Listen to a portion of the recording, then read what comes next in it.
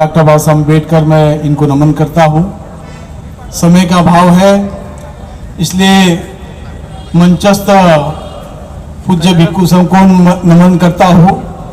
और आज के कार्यक्रम में उपस्थित ऑल इंडिया बुद्धिस्ट फोरम के महासचिव आकाश लामा जी, तमाम उपासक उपासिकाओं के प्रति मंगल मैत्री करता हूँ। सबसे पहले ये मुझे बताइए कि आज जितने लोग बैठे हैं सभी चाहते हैं कि नहीं चाहते कि महाबोधि महाविहार मुक्त होना चाहिए कि नहीं होना चाहिए? होना चाहिए। होना चाहिए। यहाँ ऐसा कोई है कि जो महाबोधि महाविहार को मुक्त नहीं करना चाहता है? ऐसा कोई नहीं होगा। लेकिन महाबोधि महाविहार मुक्त करना और महाबोधि महाविहार के बारे में बोलना जैसे शेर के मुंह में हाथ डाल के निवाला निकालने जैसा कार्य है। अनागरिक धम्मपाल जी के समय की बात या उसके बाद की बात हम देखते हैं कि अनागरिक धम्मपाल जी के भी ऊपर आक्रमण हुआ था। उसके बाद भी आक्रमण हुआ।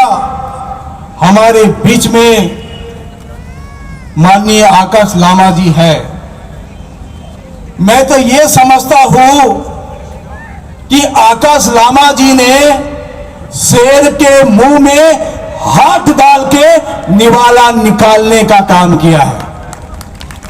ये इतना आसान नहीं है। महाबोधि महाविहार मुक्ति का आंदोलन अपने प्राणों को, अपने जान को निछावर करने का आंदोलन है। ये कोई आसान आंदोलन नहीं है।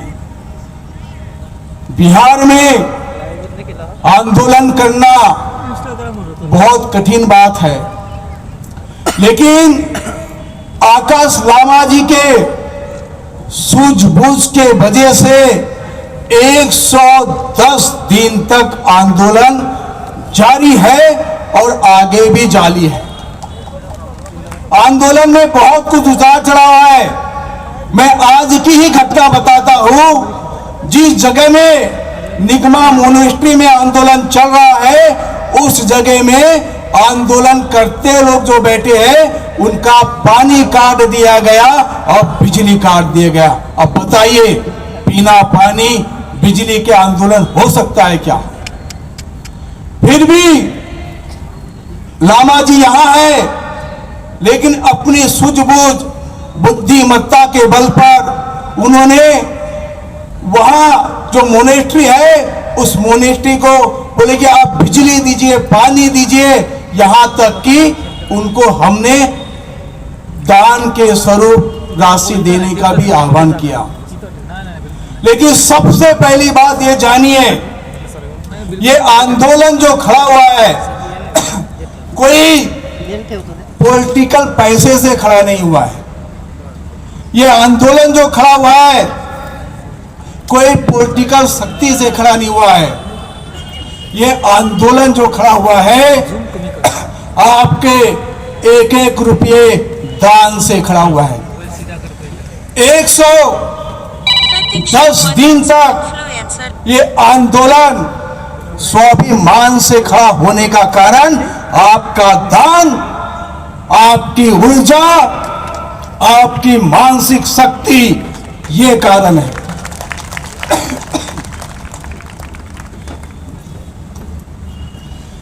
आंदोलन में गिने चुने लोग ही क्यों ना बैठे हो, लेकिन आंदोलन को आपने मजबूत किया है, मानसिक तौर पर किया है, शारीरिक तौर पर किया है और आर्थिक तौर पर किया है।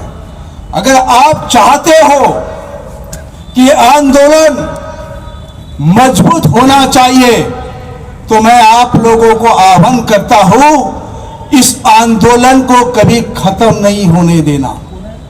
सरकार खुद चाह रही है कि आंदोलन खत्म हो जाए। कई लोगों की धारणा है अपने नेतृत्व में महाबोधि महाविहार की सफलता को प्राप्त करना चाह रहे ऐसे भी लोग हैं जो आंदोलन खत्म होना चाहिए। लेकिन आप जैसे लोग, क्रांतिकारी लोग, जो आप लोग आंदोलन के साथ में खड़े हैं, इसलिए आंदोलन बहुत मजबूती से खड़ा है।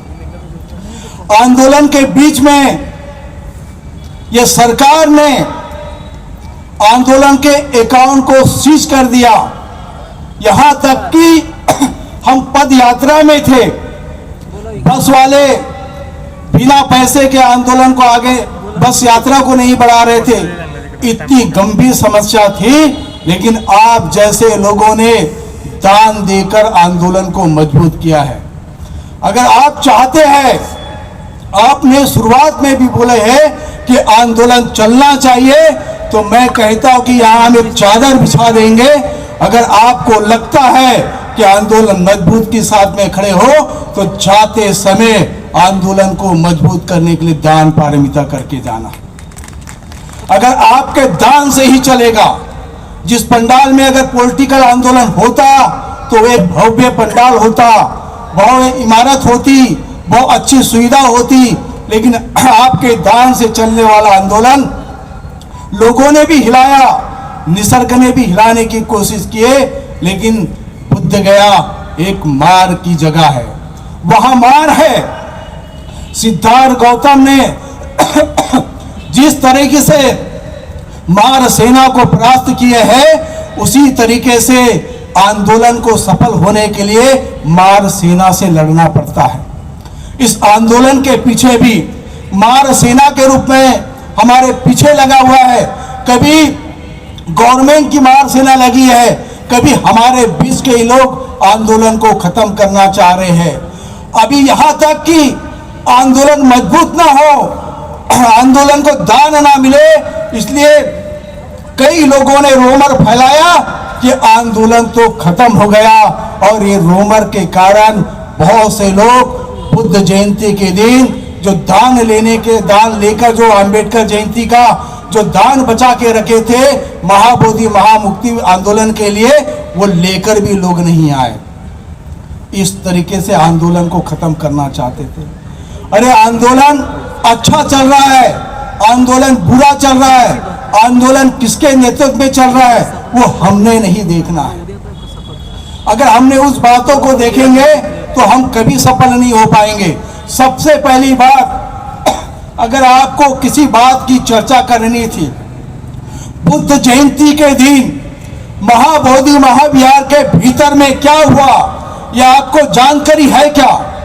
महाबोधि महाविहार के भीतर में शासन की निगरानी में पॉलिटिकल शक्ति के बल पर बुद्ध जयंती के दिन महाबोधि महाविहार के भीतर में एक मुसलमान राज्यपाल द्वारा हिंदू धर्म की पूजा पाठ कराई गई, और ये बताने का प्रयास किया गया कि आपके नाक के नीचे हम खुजा के निकल जाएंगे, आप करते क्या हो ये देख लेना, ये बोल कर गए।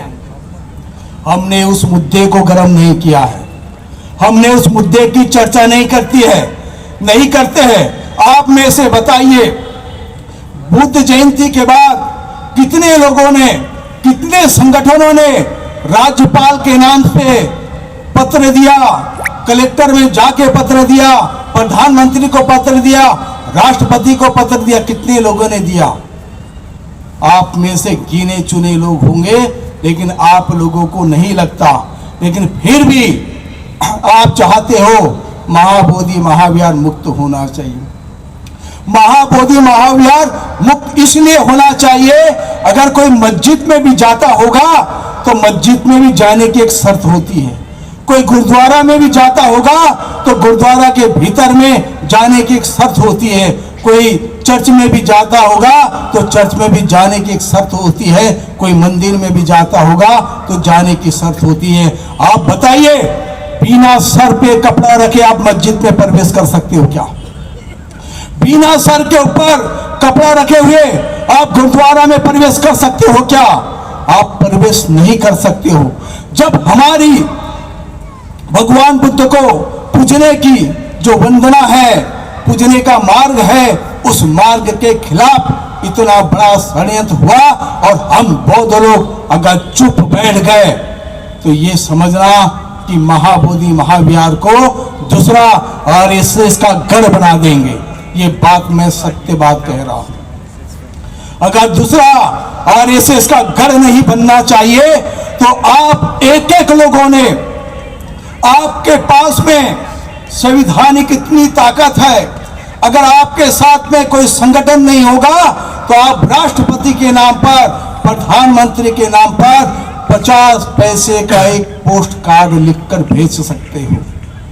हमारी लड़ाई इसी शासन से है, हमारी मांग भी इसी शासन से है। हम शासन के खिलाफ खड़े हैं और अपनी मांग भी शासन से मनवाना चाहते हैं। हमारा आत्मविश्वास है महाबोधि महाविहार मुक्त होगा। और अगर आप अपने आत्मविश्वास को डगने मत दो। आप लोगों को वो कह रहे होंगे कि हमारे बीच का एक सामने एक भिक्खू जेल में है, उसे निकालने के लिए क्या प्रयास कर रहे हैं, लेकिन आपने कभी ये सोचा 4 पंडाल के बीच में, 4 बास के बीच में 12 फरवरी से हमारे आंदोलनकारियों ने खुद से जेल के रूप में कैद किया है। क्या उन्हें आप मुक्त कराना चाहते हो कि नहीं कराना चाहते, ये बताइए। कराना चाहते हो कि नहीं चाहते हो? वो स्वयं अपने आप को 4 बास के बीच में 3 महीने से अपने आप को कैद रखे हैं। उन्हें कोई कैद नहीं किया है, कोई उन्हें जेल में नहीं डाले। उसका प्रमाण हमारे बीच में धम्मरकित भंते जी, आकाश लामा जी है। वो घर जाना चाहते हैं, कैद है, 4 बास के नीचे, पंडाल के नीचे कैद है।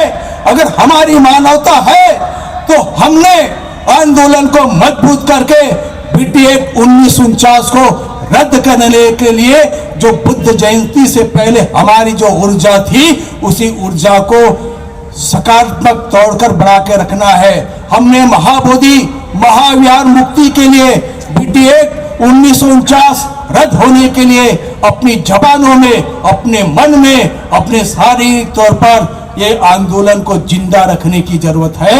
अगर ये आंदोलन जिंदा रखेंगे तो आप आने वाले पीढ़ी को कुछ दे सकते हो।